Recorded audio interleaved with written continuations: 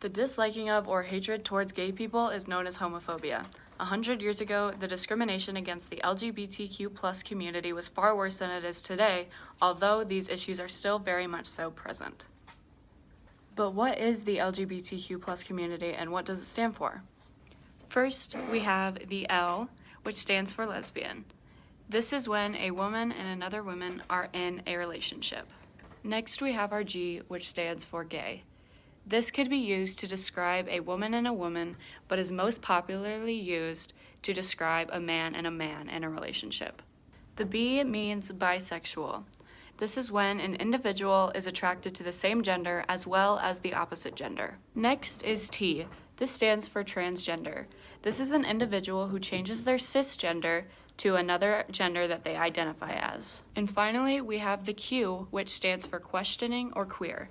An individual who is queer believes that the terms lesbian, gay, bisexual, or transgender is too limiting for them. The plus is present to symbolize the wide variety of an individual's sexual orientation or gender.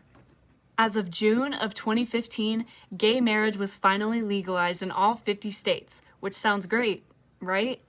While it is incredible that LGBTQ+ people are able to express themselves freely, homophobia is still an issue.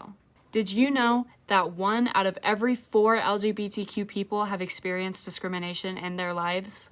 According to an article by Sehal Singh and Laura E. Dorso, homophobia is strengthening this LGBTQ+ community. As I stated previously, in the summer of 2015, gay marriage was legalized in all 50 states, although this unfortunately has not put a stop to the backlash and hate towards the community. We as Americans should care about this issue because it affects our environment negatively. 25% of the American people are being discriminated against. In his article, Brendan Ambrosino states that being against gay marriage does not make you homophobic, although this is incorrect. The argument can be made that this hatred has to do with religion, although this is still not relevant.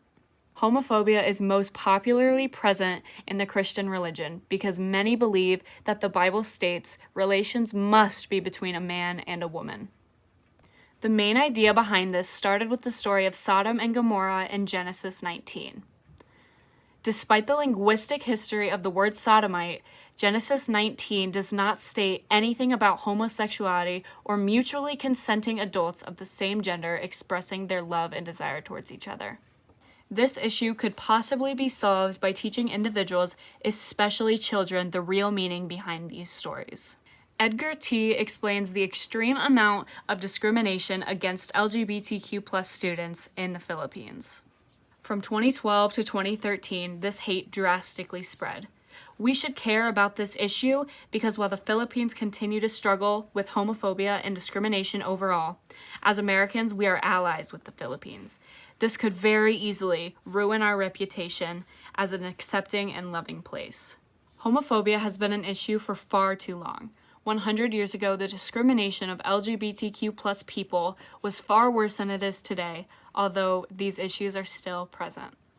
We should care more about this issue because as Americans, the world sees us as a free and peaceful place, although this unacceptance does not reflect this. Awareness of the situation is being spread, but we are not done fighting for equality. There are limited solutions, however, continuing to spread awareness is the most effective way to possibly decrease LGBTQ+ discrimination overall.